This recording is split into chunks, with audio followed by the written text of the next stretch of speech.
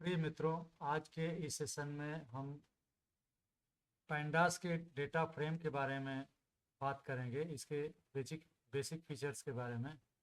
Data frame सबसे important data structure है जो डेटा साइंस और मशीन लर्निंग में काफ़ी यूज होता है। ये बेसिकली एक 2 डायमेंशनल होता है और डेटा जो है एक टेबल की तरह, जिसे रिलेशनल डाटाबेस की टेबल होती है जिसमें रो और कॉलम होते हैं, वैसे ही ये भी होता है 2 डायमेंशनल। साइज म्यूटेबल है, मतलब नंबर ऑफ रोज हम जोड़ सकते हैं और कम भी कर सकते हैं, नए कॉलम भी जोड़ सकते हैं। और टेबल डाटा स्ट्रक्चर होता है, एक एक रो और कॉलम की इंडेक्सिंग होती है, तो ऑर्डर्ड ये होता है। और कॉलम का नाम भी होता है, एक एक कॉलम का नाम रखते हैं और एक एक रो को हम इंडेक्स करते हैं। तो इसमें एक एक कॉलम में, जिसे न्यूमेरिक डेटा भी हो सकता है, स्ट्रिंग डेटा हो सकता है, बुलियन डेटा भी हो सकता है, तो किसी तरह का ये डेटा स्टोर कर सकता है। और इसको एक्सप्लोरेटरी डाटा एनालिसिस में काफ़ी यूज़ किया जाता है। इसके बारे में एक चीज़ और है कि हेट्रोजेनियस डेटा टाइप हम स्टोर कर सकते हैं डिफरेंट कॉलम्स में। और कैसे बनाया जाता है, इसको हम डिक्शनरी से भी बना सकते हैं। डिक्शनरी की एक एक की जो है वो कॉलम का नाम हो जाएगा और वैल्यूज़ जो हैं उस कॉलम की वैल्यूज हो जाएंगी। लिस्ट से भी बना सकते हैं। एक्चुअली लिस्ट ऑफ लिस्ट, मतलब एक लिस्ट के अंदर एक कई लिस्ट पास करनी पड़ेगी, जिसमें वो सारा डेटा जो है एक एक कॉलम का एक एक लिस्ट, मतलब एक एक नेस्टेड लिस्ट होगी, एक एक कॉलम का डाटा हो जाएगा। एक्सटर्नल फाइल से भी हम ले सकते हैं, जैसे अभी हम लोग देखेंगे CSV कामा सेपरेटेड वैल्यू फाइल से अगर लेना है तो उसका फंक्शन होता है रीड CSV। और एक्सेल की फाइल से रीड करके अगर डेटा फ्रेम बनाना है तो उसका फंक्शन होता है रीड एक्सेल। तो अभी ये दोनों चीज़ें हम करके देखेंगे एक्सेल और CSV फाइलों से डेटा फ्रेम बनाने के लिए। अभी हम एक डेटा फ्रेम बना रहे हैं इस तरह से भी, जैसे पैंडास की लाइब्रेरी को इंपोर्ट कर लिया PD नाम से, नमपाई को इंपोर्ट कर लिया NP नाम से। अब PD का डेटा फ्रेम फंक्शन कॉल करेंगे, इसमें नमपाई का ए रेंज फंक्शन इसको कॉल करेंगे। और ये देखिए, इसमें हमने ए रेंज में 12 पास किया, तो ये 12 वैल्यूज़ का एक मतलब सीक्वेंस बनाएगा 0 से 11 का। और एक तो सिंगल डायमेंशनल होगा ये जो बनाएगा ए रेंज फंक्शन, लेकिन इसको रीशेप करना होगा। एक्चुअली ये नमपाई की अरे बनाएगा सिंगल डायमेंशनल, इसको रीशेप अगर करना होगा तो इसके ऊपर रीशेप फंक्शन कॉल करेंगे। और एक टुपल पास किए हैं 3, 4, इसका मतलब कि ये सिंगल डायमेंशनल जो डेटा है उसको 2 डायमेंशनल में बदलो, जिसमें 3 रो और 4 कॉलम हो जाएंगे। तो यहाँ से यहाँ तक में एक ये डेटा फ्रेम बन जाएगा जिसमें 3 रो और 4 कॉलम होंगे। अब इंडेक्स का हम ये नाम रखेंगे, इंडेक्स में एक लिस्ट पास करेंगे, इंडेक्स इक्वल टू जो पैरामीटर है, तो ACB ये इंडेक्स हो जाएंगे। चूंकि 3 रो हैं इसमें, तो 3 रो का जो इंडेक्स होगा ACB कैरेक्टर के नाम से होगा, क्रम से। और हम कॉलम्स इक्वल टू में एक लिस्ट पास करेंगे, वो कॉलम का नाम हो जाएगा। तो इसको अगर हम रन कराते हैं तो ये जो डाटा फ्रेम बनेगा इसको DF नाम से हमने असाइन करवा लिया। फिर DF को अगर देखते हैं तो क्या होता है, देखिए इसने बना दिया एक डेटा फ्रेम जो कॉलम का नाम था कॉलम से इक्वल टू, ये कॉलम के नाम हो गए लखनऊ, दिल्ली, मुंबई, जयपुर। और जो ACB है इंडेक्स इक्वल टू, ये एक एक रो के इंडेक्स हो गए ACB। ए रेंज से एक और हम बना रहे हैं, लेकिन इंडेक्सिंग को हम री इंडेक्स कॉल कैसे करते हैं वो देखेंगे यहाँ पर। ये तो वही डेटा फ्रेम हमने बनाया, इसको प्रिंट करवा दिया। अब देखिए ये इसी डाटा फ्रेम का री इंडेक्स फंक्शन कॉल कर रहे हैं, DF डॉट री इंडेक्स। तो मतलब जो इंडेक्स में हमने ACB दिया है उसको हमको चेंज करना है। तो री इंडेक्स में पहला पैरामीटर इंडेक्स होगा, तो इंडेक्स इक्वल टू एक लिस्ट पास किया, तो इसमें ADCB 4 ये वैल्यूज हमने दिया, मतलब इंडेक्स का जो कॉलम होगा उनके लिए। अब इसमें ए सी बी तो पहले से ही है, ए सी बी, अब एक डी अलग से आ गया, तो एक ये डेटा फ्रेम बनाएगा और ये जो रीइंडेक्स कॉल करने पर जो रिटर्न होगा डेटा फ्रेम वो df2 नाम से स्टोर कर लिया, फिर प्रिंट करवा ले रहे हैं। तो देखिए इसमें खास बात यह है कि जो ओरिजिनल डाटा फ्रेम की जो इंडेक्स रो होंगी वो मेंटेन करेगा, और नया जो हमने इंडेक्स एक दिया है डी वाले इंडेक्स पर, चूंकि ओरिजिनल डीएफ में कोई वैल्यू नहीं है, कोई रो नहीं है, तो इसके इस रो को एन असाइन कर देगा, नान। तो ये ओरिजिनल डाटा फ्रेम है जिसमें ए सी बी 3 इंडेक्सेस हैं, और इसका री इंडेक्सिंग जो हमने किया, देखिए यहाँ पर कॉलम का नाम भी सेम रखा, और ए सी बी जो इंडेक्स थे उनकी वैल्यूज भी ए में 0 1 2 3, सी में 4 5 ऐसे, और बी में भी वो सेम रखा। लेकिन जो डी हमने दिया था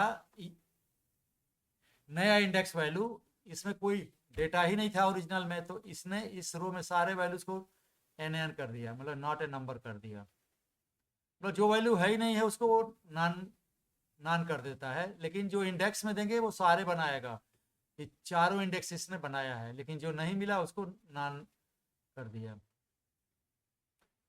एक और फंक्शन है, इसको हम भी री इंडेक्सिंग कर रहे हैं। तो ये तो वही डेटा फ्रेम हमने बनाया 3 रो 4 कॉलम वाली, फिर प्रिंट करवाया, अब इसको री इंडेक्स कर रहे हैं। ऐसे कर रहे हैं जैसे सिटीज, एक हमने सिटीज नाम से एक लिस्ट यहाँ पर इनिशलाइज किया, लखनऊ दिल्ली कोलकाता जयपुर ये सब हैं। अब इस लिस्ट को हम असाइन करवा रहे हैं कॉलम्स इक्वल टू पैरामीटर में। वही ओरिजिनल डेटा फ्रेम डीएफ का री इंडेक्स फंक्शन कॉल किया, मतलब डाटा फ्रेम को री इंडेक्सिंग करना है। कौन कौन कॉलम बनाने हैं, तो कॉलम्स इक्वल टू पास कर दिया लिस्ट। तो अब कॉलम का नाम इतने हो जाएंगे, ये इनमें से देखिए ये लखनऊ दिल्ली और जयपुर ये तो मिल जाएंगे, लेकिन कोलकाता और भोपाल का डेटा हमारे नहीं है इन 2 कॉलम का। तो इनकी जगह पर देखिए वो क्या करता है, जिन कॉलम का वैल्यू नहीं है वो नान जो है रख दिया, मतलब ओरिजिनल जो डाटा फ्रेम है उनमें लखनऊ दिल्ली और जयपुर वाला तो ले लिया डेटा, ये लखनऊ दिल्ली और जयपुर वाला ये डेटा ले लिया, लेकिन जो कोलकाता जो नया कॉलम हमने बनाया चूंकि ओरिजिनल में नहीं है तो उस कॉलम में सारे वैल्यू जिसने एन रख दिया। भोपाल का भी नहीं है तो उसमें एन रख दिया। एक चीज़ और इसमें मार्क करने लायक है, हमने जो नया कॉलम बनाया उसमें मुंबई का नाम नहीं रखा जो कि ओरिजिनल डेटा फ्रेम में था। तो नया कॉलम ये बना रहे हैं जो ओरिजिनल मतलब हम ओरिजिनल में जो मुंबई कॉलम का डेटा था, लेकिन नया जो कॉलम का नाम रख रहे हैं उसमें मुंबई नाम ही नहीं है, तो मुंबई का सारा डेटा वो डिलीट कर देगा, मुंबई को नहीं रखेगा, सिर्फ उन्हीं कॉलम का डाटा रखेगा जो पहले से ही पुराने डाटा फ्रेम में हैं, और जो नए नाम हैं उनकी जगह पर एन रख देगा। देखिए इस रीइंडेक्स डाटा फ्रेम में मुंबई का नहीं है। तो कहने का मतलब ये है कि वो मेंटेन करता है एक एक इंडेक्स और कॉलम की वैल्यू जो पहले वाले में है वो मेंटेन करता है, और नया कुछ भी देते हैं तो एन वैल्यू उसको असाइन कर देता है।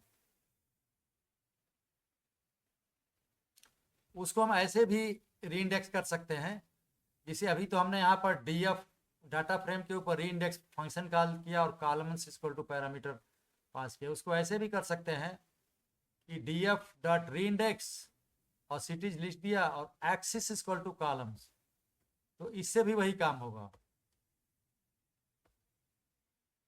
ये भी वही बना दिया, ये वही डाटा फ्रेम बना दिया। अब एक और हम डेटा फ्रेम ये बना रहे हैं, टुपल से भी हम बना सकते हैं। जैसे एक हमने मार्क्स नाम की एक लिस्ट बनाई हुई है, इस लिस्ट में ढेर सारे टुपल्स हैं, जिसे एक ये टुपल है जिसमें 4 वैल्यू हैं, कामा से सेपरेट करके ये दूसरा टुपल है, तो इस तरह से 9 टुपल हैं। तो 9 टुपल में मतलब एक एक टुपल एक रो हो जाएगा, इसे ये एक रो होगा, इसके बाद ये एक रो होगा, इस तरह से 9 रोज का एक ये बना देगा। लेकिन इसमें हमको कॉलम्स का नाम देना पड़ेगा, क्योंकि ये तो एक्चुअल डेटा होगा, कॉलम के अंदर जो डेटा होगा वो होगा। तो इसके लिए हम पीडी का डेटा फ्रेम फंक्शन कॉल करेंगे और ये हम लिस्ट पास करेंगे जिसमें ये सारे टुपल्स हैं, मार्क्स के नाम से वो लिस्ट है। अब कॉलम का नाम देने के लिए कॉलम्स इक्वल टू पैरामीटर में लिस्ट दे देंगे। तो ये नेम, फिजिक्स, मैथ, केमिस्ट्री, ये 4 वैल्यूज हैं, तो इनको ये कॉलम के नाम हो जाएंगे। तो डेटा हमको मिलेगा ये लिस्ट के अंदर जो टुपल्स हैं उनसे, और कॉलम्स इक्वल टू जो पैरामीटर है उसमें जो लिस्ट में जो नाम स्टोर है उनके कॉलम का नाम मिल जाएगा और एक डाटा फ्रेम बन जाएगा। डीएफ को असाइन हमने कर दिया, देखिए ये हमने बना दिया, ये डाटा फ्रेम बना और name, physics, math, chemistry 4 column हो गए और ये वैल्यूज हो गई।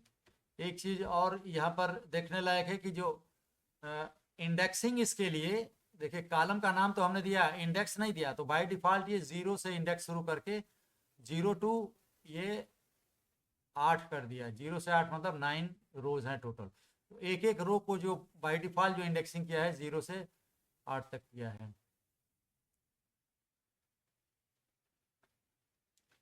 एक चीज़ और है कि इसमें सबसे ज़्यादा जो कॉमन मेथड है डेटा फ्रेम बनाने का, वो डिक्शनरी से बनता है या फाइलों से बनता है। तो ये एक डिक्शनरी है डेटा नाम की, इसमें पहला की है नेम, वैल्यू में देख लीजिए एक लिस्ट है, नामों की लिस्ट है।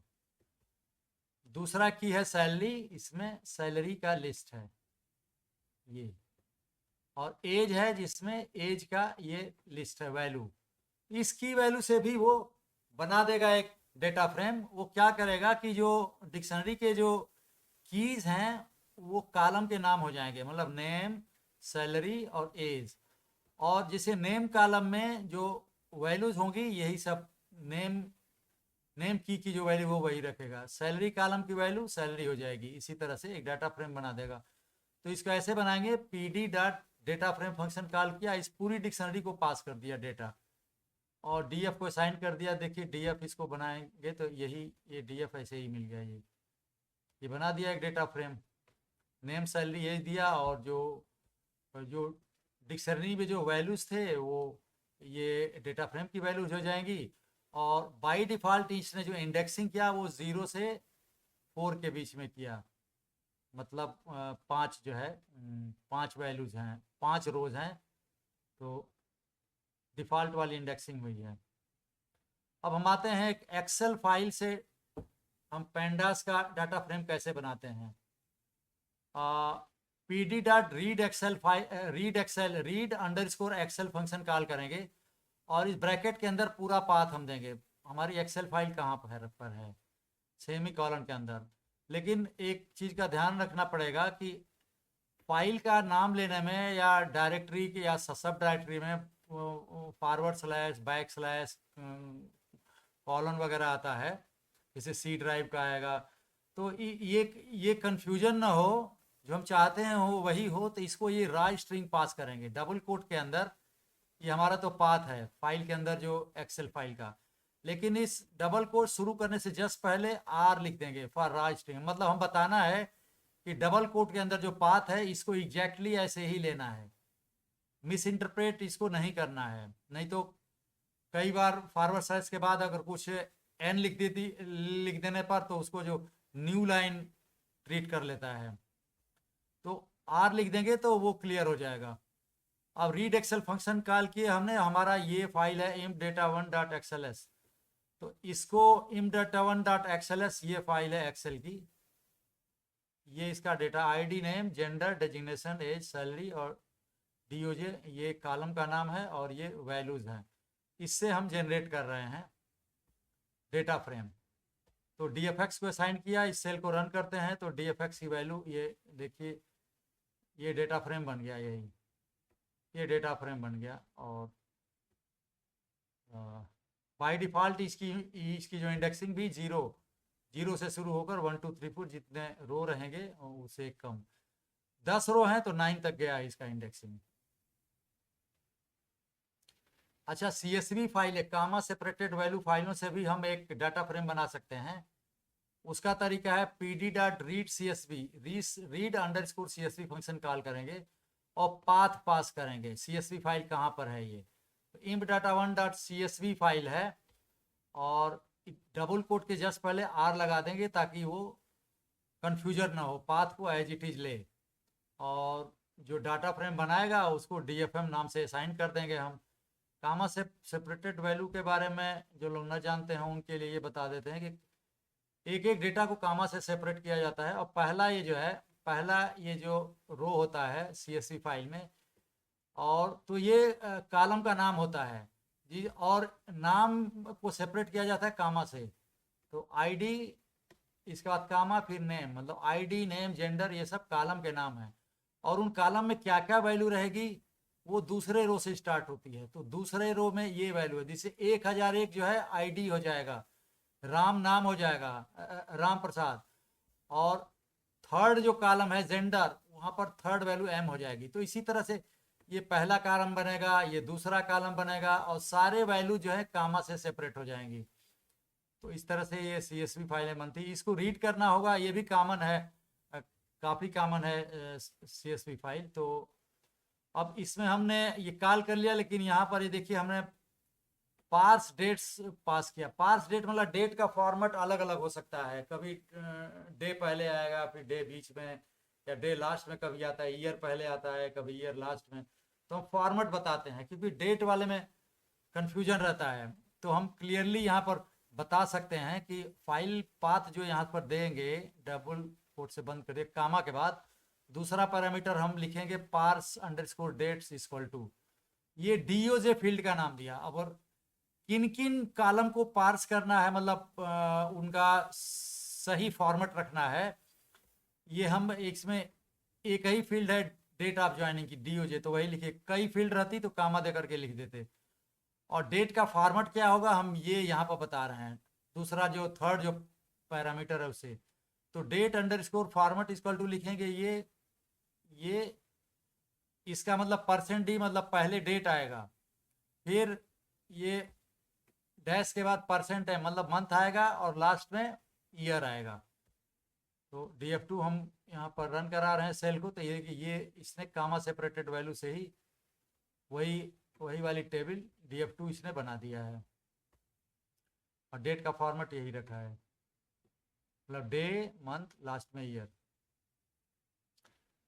अब हमको ये जानना है कि ये जो कभी कभी हो सकता है कि लाखों रिकॉर्ड हो किसी डेटाबेस में या CSV फाइल में, तो हम उसका एक आइडिया लेने के लिए शुरू के 5 या 10 या लास्ट के 5 या 10 या 15 रोज हम इसको देख सकते हैं। उसका तरीका है हेड।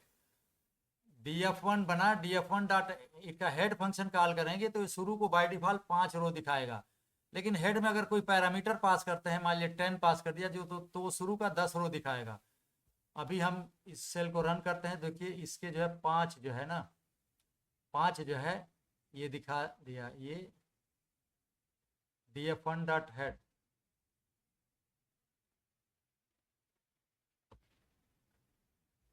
DF1 डॉट हेड ये दिखा दिया।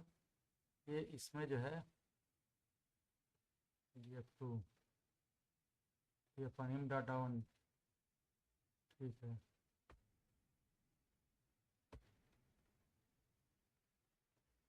ये DF2 हो गया। और हाँ ये देखिए यहाँ पर आ गया, ये DF1 तो ये बना था हमने जो यहाँ पर दिखाया था, ये DF1 जिसमें 10 रोज थी, लेकिन शुरू का 5 रो हमको देखना पड़ा। देखने के लिए DF1 डॉट हेड हमने कॉल किया, तो हेड फंक्शन शुरू का 5 दिखाएगा। ज़्यादा देखना होगा तो हेड में कोई हम नंबर पास कर देंगे, उतना ही रोज दिखाएगा। तो ये 5 रो दिखा दिया 0 से 4 इंडेक्स तक DF1 का। लास्ट का 5 रो देखना है तो टेल फंक्शन कॉल करेंगे, DF1 डॉट टेल कॉल किया।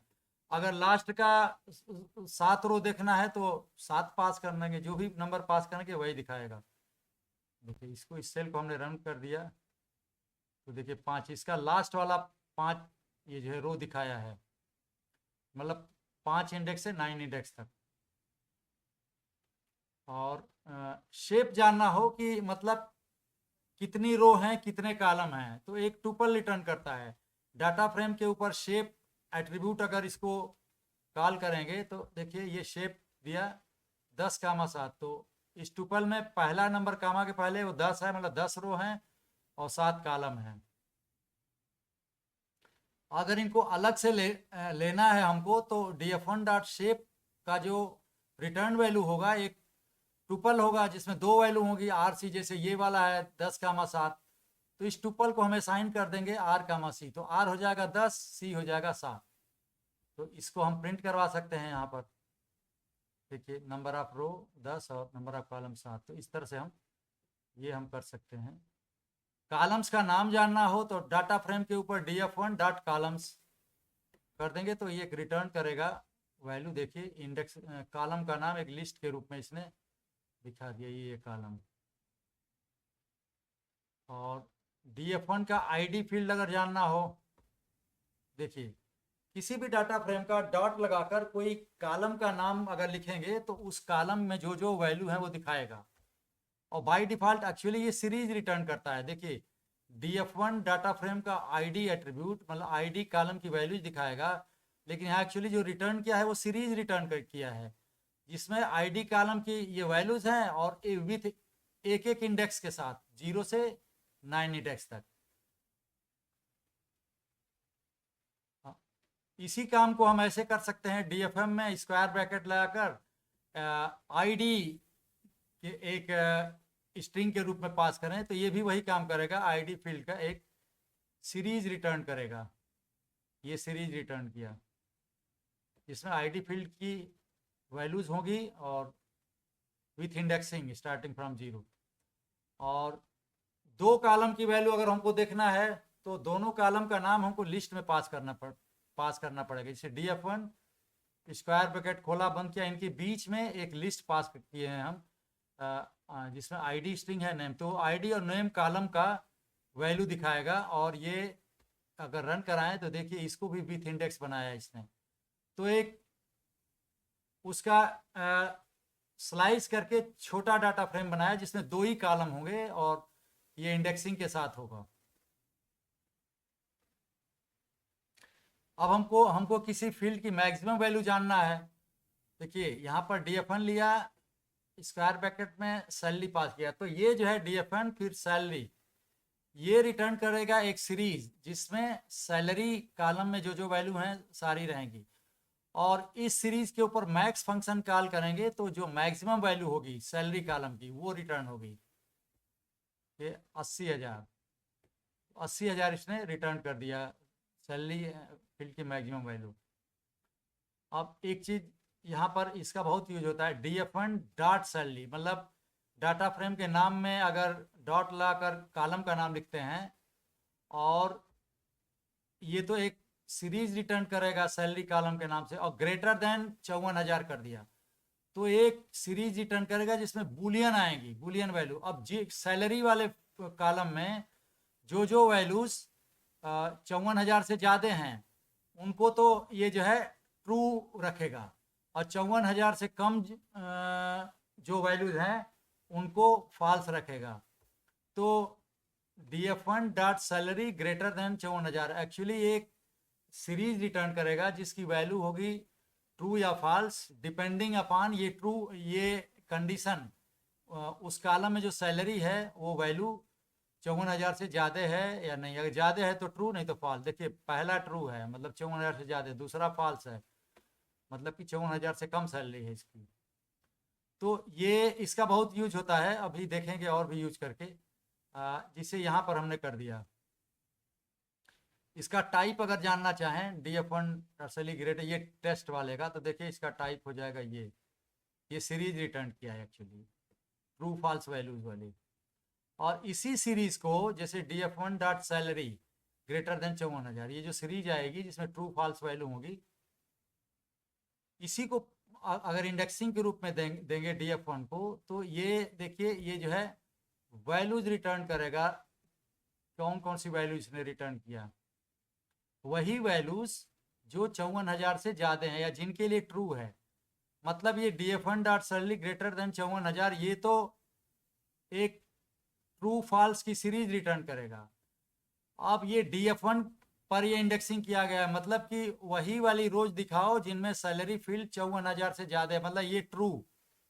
ये जो DF1 dot salary greater than 54,000 में जहाँ जहाँ ट्रू है उसी को दिखाओ, फॉल्स वाले को ना दिखाओ। देखिए उतने ही रो दिखाया है जहाँ पर ये सैलरी जो है 54,000 से ज़्यादा है। देखिए 60,000, 65,000 ये सब कम वाले को छोड़ दिया है। तो इस तरह से हम अक्सर करते हैं, डेटा साइंस में इसकी अक्सर ज़रूरत पड़ती है। इस तरह से बुलियन इंडेक्सिंग कहा जाता है उसको।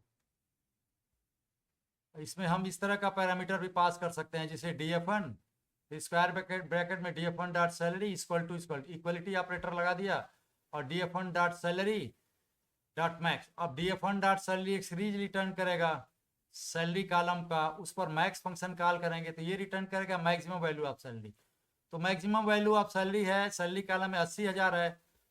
तो अब DF1 डॉट सैलरी, अब ये केवल वही डेटा रिटर्न करेगा, वही रो जिसमें सैलरी जो है मैक्सिमम सैलरी हो, मतलब 80,000 हो।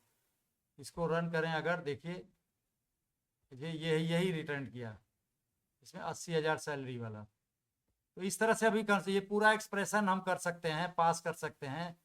ये इंडेक्सिंग करने के लिए क्राइटेरिया देने के लिए हमको क्या देखना है।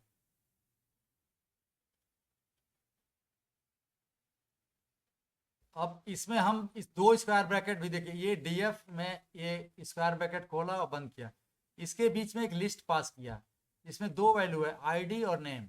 मतलब कि हम केवल ID DF डाटाबेस में, DF जो डेटा फ्रेम है उसमें केवल ID और नेम वाली फील्ड हम देखना चाहते हैं, ID नेम कॉलम ही देखना चाहते हैं। ये आएगा, ये एक एक्चुअली डेटा फ्रेम रिटर्न करेगा जिसमें नेम और ID और नेम वाली कॉलम होगी। इसके ऊपर फिर इंडेक्सिंग हम कर रहे हैं DF dot salary greater than 54,000। इनमें भी जो 54,000 से ज़्यादा सैलरी है वही वाला दिखाएगा, लेकिन केवल जो है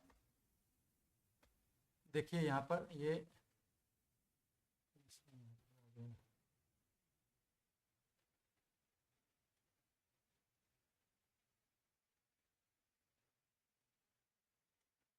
DF1 है।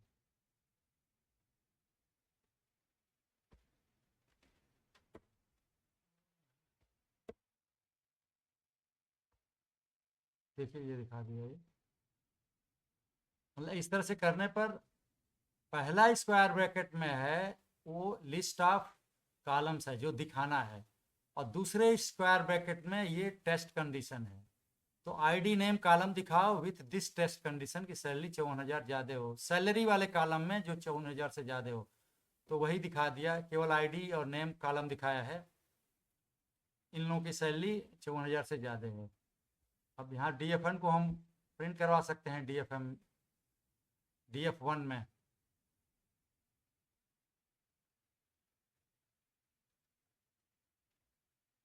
देखिए केवल ID देखना है, तो देखिए ID की वैल्यू, ID को ऐसे भी कर सकते हैं, डेटा फ्रेम के नाम में डॉट लाकर कॉलम का नाम लिख देंगे तो उसका एक सीरीज रिटर्न करेगा, और उस कॉलम में जो वैल्यू हैं सारे रो की दिखा देगा। अब हम किसी भी डाटा फ्रेम का इंडेक्स भी चेंज कर सकते हैं। जैसे अभी तक जो डेटा फ्रेम था, देखिए ये बाय डिफ़ॉल्ट DF1 का, इसमें 0 1 2 3 का इंडेक्स था। ID जो है एज ए कॉलम था, इसको हम ID को एज ए इंडेक्स भी बना सकते हैं। इसका तरीका है, डाटा फ्रेम का नाम DF1 dot set index function call करेंगे, और इसमें ये जिस कॉलम का नाम पास करेंगे जिसको इंडेक्स बनाना हो। तो ये एक रिटर्न कर किया है DF12 डाटा फ्रेम से। इसको देखेंगे अभी हम रन करा करके, देखिए ये क्या रिटर्न किया है। ये वही मेनली डाटा तो वही है, बाकी ID जो है, ID में जो कॉलम जो है एज ए इंडेक्स हो गया है। तो इसको अब इंडेक्सिंग करके हम मतलब ऐसे नाम लेकर हम नहीं एक्सेस कर पाएंगे, इंडेक्सिंग के जरिए ही एक्सेस हो, क्योंकि ID अब ये इंडेक्स हो गया है, कॉलम तो नेम जेंडर डेजिग्नेशन वगैरह हैं। और DF1 लेकिन चेंज नहीं होगा, DF1 चेंज कर लेकिन के लिए हमको यहाँ पर in place equal to true pass करना पड़ेगा, वो अभी हम करके देखेंगे। तो अगर हम DF1 को अगर प्रिंट कराएंगे तो देखिए DF1 वही रहा, चेंज नहीं हुआ। इसमें आईडी एज ए कॉलम है और डिफॉल्ट की इंडेक्सिंग 012 है। अब अगर हमको ओरिजिनल DF1 में इंडेक्सिंग चेंज करना है, आईडी को अगर इंडेक्स कॉलम बनाना है तो DF1 dot set index call करेंगे और पहला पैरामीटर होगा जो किस कॉलम को बनाना है, आईडी कॉलम को, और in place is equal to true, मतलब कि ओरिजिनल जो DF1 है उसी को चेंज कर दो। तो अभी हम DF1 देखेंगे तो देखिए ये जो है, अब DF1 में भी इसने कर दिया, आईडी को जो है इंडेक्स कॉलम बना लिया 1001 1002 करके। तो अब लेकिन हम एक्सेस करना होगा, DF1 डॉट ID करेंगे तो ये नहीं दिखा पाएगा। DF1 में ID एज ए इंडेक्स मतलब स्क्वायर ब्रैकेट में पास करेंगे तो भी ये एरर शो करेगा। जैसे अगर हम ये खोल दें, इसको अगर हम अनकमेंट कर दें, देखिए DF1 डॉट ID फिर क्या करता है, देखिए एरर आ गया, एट्रीब्यूट एरर आ गया, नो एट्रीब्यूट ID, मतलब ID अब एक इंडेक्स हो गया है, कॉलम नहीं रहा। इसीलिए DF1 डॉट ID करने से एरर आ जाएगा, DF1 में स्क्वायर ब्रैकेट में ID पास करने पर भी एरर आ जाएगा। तो हमको इंडेक्सिंग से ही एक्सेस करना पड़ेगा। इसके लिए LOC है, डाटा फ्रेम में DF1 में डॉट लगाकर LOC कॉल करेंगे और ये स्क्वायर ब्रैकेट में 1004 पास की, इसका मतलब डाटा फ्रेम DF1 का इंडेक्स की जो वैल्यू 1004 है वो वाली रो हमको दिखाओ। तो ये जो है अब ये दिखा देगा। देखिए 1004 इंडेक्स वाली रो ये है, सीमा शर्मा फीमेल इंजीनियर, ये सब आ गया। तो इस तरह से हम देख सकते हैं। अब हम DF1 को हमने अभी चेंज कर दिया है, हम चाहते हैं री इंडेक्स करना, जो ओरिजिनल 012 था बाय डिफ़ॉल्ट बना था वही। तो उसके लिए फंक्शन है DF1 dot reset index. Reset index में फिर हम in place equal to true call करेंगे तो ओरिजिनल DF1 को के इंडेक्सिंग को रीसेट कर देगा और फिर DF1 हम प्रिंट करा रहे हैं। अब देखिए DF1 बन के आया है, इसमें ओरिजिनल जो 012 इंडेक्सिंग हो गई है और आईडी एज ए कॉलम हो गया है। कुछ और फंक्शंस होते हैं डेटा फ्रेम के, जिसे एक इन्फो फंक्शन है। Info function basic information return करता है, जिसे DF1 डॉट इन्फो अगर कॉल करेंगे यहाँ पर हम तो क्या रिटर्न किया, देखिए ये इन्फो डेटा फ्रेम के बारे में इंफॉर्मेशन रिटर्न करता है। पहली चीज़ कि ये डेटा फ्रेम है DFM और इसकी जो इंडेक्सिंग है मतलब 10 एंट्रीज मतलब 10 रो हैं और इंडेक्सिंग जिसकी 0 से 9 तक है और टोटल 7 कॉलम है, नंबर ऑफ कॉलम रिटर्न किया। फिर एक एक कॉलम का डेटा टाइप और नल है या नहीं वो, जिसे आईडी में देखिए, आईडी में नॉन नल जो वैल्यूज हैं वो 10 हैं, लगभग सारे ही जो कॉलम हैं उसमें सारी वैल्यूज हैं 10 वैल्यूम हैं एक एक कॉलम में, और नॉन नल अगर कोई नल रहता तो वो भी बता देता। और आईडी चूंकि इंटीजर है तो int 64 टाइप का, नेम जो है स्ट्रिंग है तो ऑब्जेक्ट कर दिया है, जेंडर भी स्ट्रिंग है तो ऑब्जेक्ट, सैलरी फ्लोट में है तो फ्लोट 64। तो ऐसे ये एक एक कॉलम में जो डेटा है उसका टाइप भी हम जान सकते हैं। और यहाँ बाइट्स कितना यूज हुआ डेटा फ्रेम वो भी बता दे। तो बेसिक इंफॉर्मेशन ये बताता है डेटा फ्रेम के ऊपर इन्फो फंक्शन। एक डिस्क्राइब मेथड है जो स्टैटिस्टिकल इंफॉर्मेशन देता है, लेकिन ये स्टैटिस्टिकल इंफॉर्मेशन केवल उन्हीं कॉलम के ऊपर देता है जो न्यूमेरिक जिनकी वैल्यू हो। अभी हम देखते हैं डिस्क्राइब फंक्शन कॉल करके यहाँ, जैसे इसी DF1 के ऊपर हमने यहाँ पर डिस्क्राइब फंक्शन कॉल किया। तो अब इसको रन कराते हैं तो ये देखिए ये रिटर्न किया। आप एक जो न्यूमेरिक कॉलम थे देखिए, आईडी, एज और सैलरी बाय डिफॉल्ट ये उन्हीं का दिया है, उन्हीं का डेटा। क्या दिया, काउंट मतलब कि नंबर ऑफ वैल्यूज कितने हैं। आईडी कॉलम में 10 वैल्यूज हैं, एज में भी 10 और सैलरी में भी 10। मीन दिया एक एक कॉलम की वैल्यू, जैसे आईडी कॉलम का जो मीन वैल्यू है, आईडी कॉलम में जितने वैल्यूज हैं उनका मीन 1005.5 है। एज का मीन जो है 38.2 है।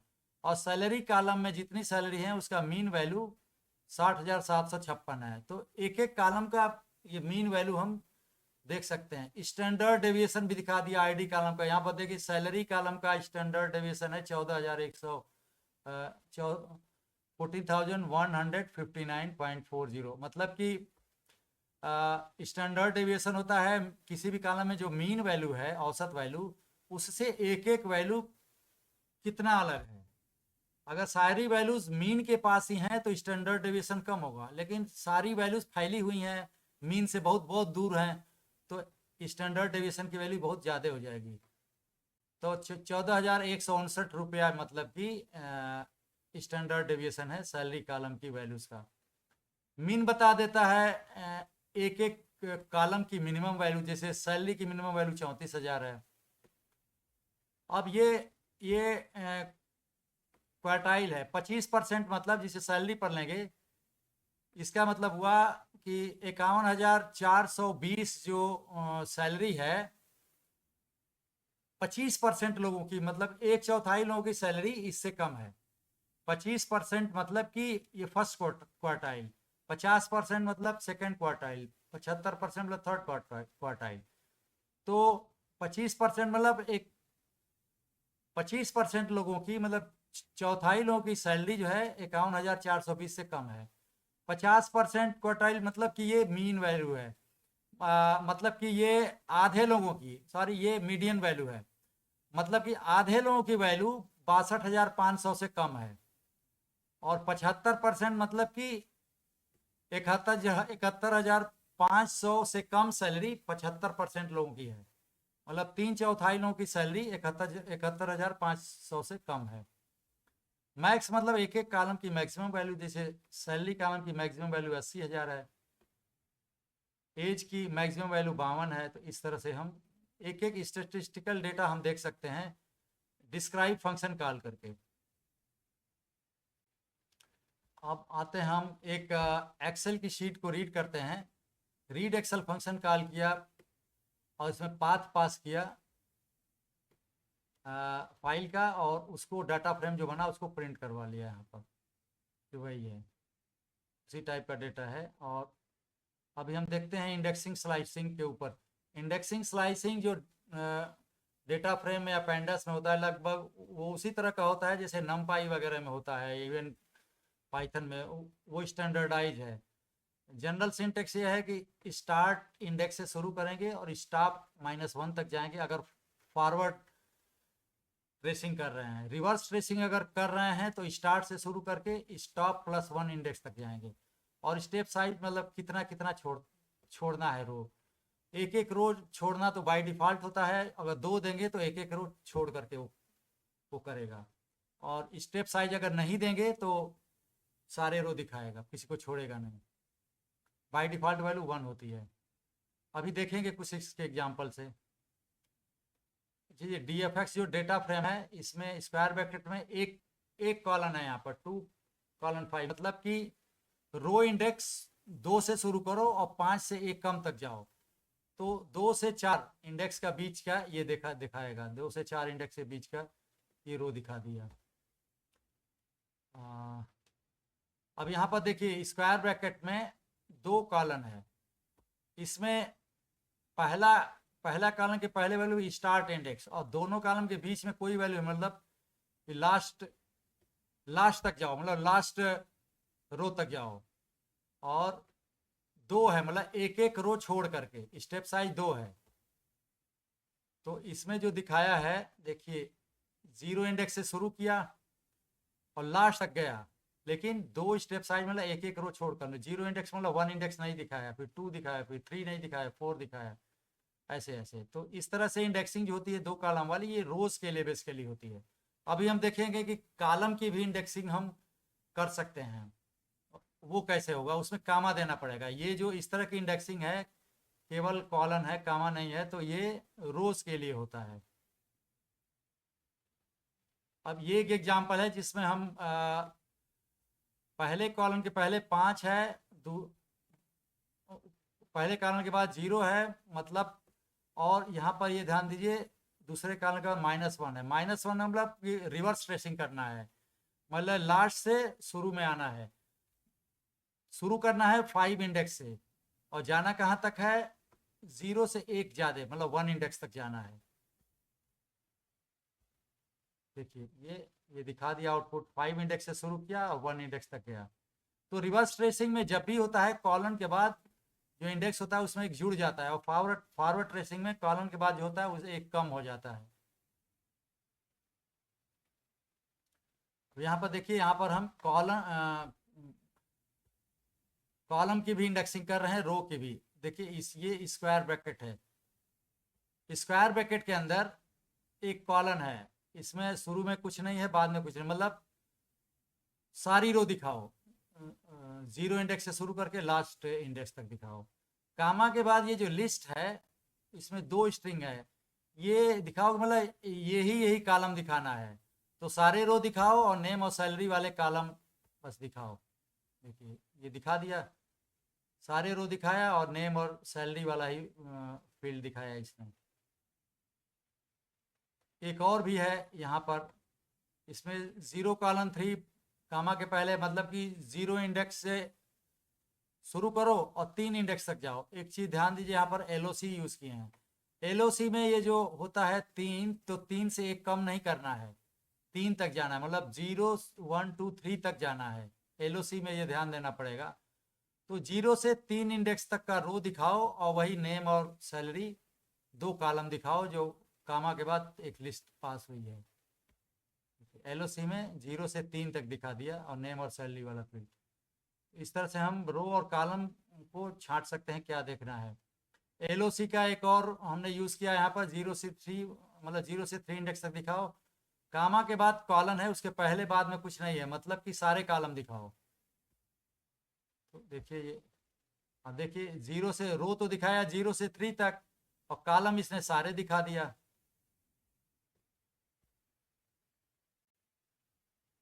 एलओसी में अब यहाँ पर इसका उल्टा हमने किया, पहला कॉलम के पहले बाद में कुछ नहीं, मतलब सारी रो दिखाओ, और कामा के बाद एक वैल्यू दिया सैलरी, मतलब केवल सैलरी फील्ड दिखाओ, प्लस सैलरी कॉलम की सारी रोज दिखाओ।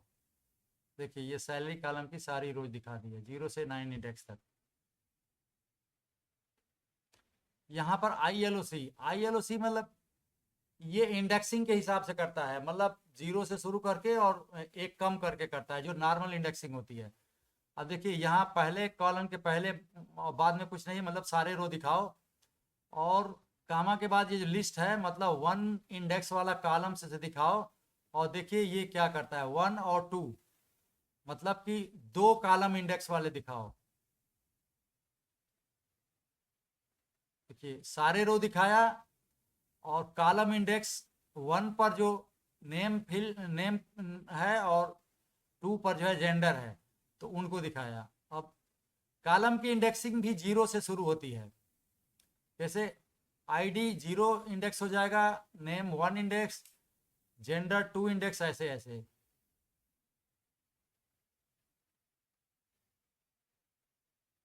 आईएलओसी में एक ऐसे आईएलओसी पास किया, 0 से 3, 1 कामा 2 दिखा दिया। तो ये देखिए यहाँ पर आईएलओसी में ये 0 से 3 मतलब है, इसमें 3 से एक कम जाना है रो तक, मतलब 0 1 2।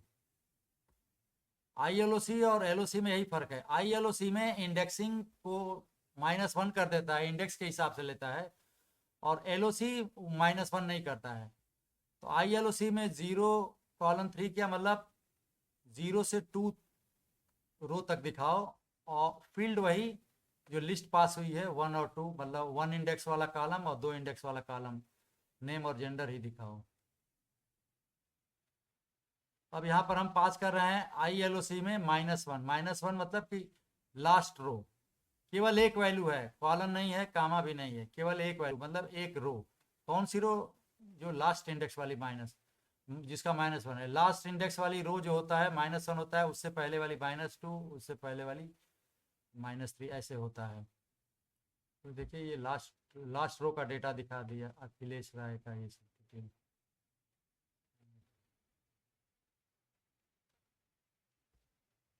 अब ये दिखा दिया, देखिए ये इसमें ये कामा के पहले, कॉलम के पहले कुछ नहीं है, तो इसका मतलब सारे रो दिखाओ। कामा के बाद केवल एक वैल्यू है -1, -1 मतलब कि लास्ट कॉलम दिखाओ। देखिए लास्ट कॉलम जो डेट है उसका दिखा दिया, लेकिन रोज सारी दिखा दिया।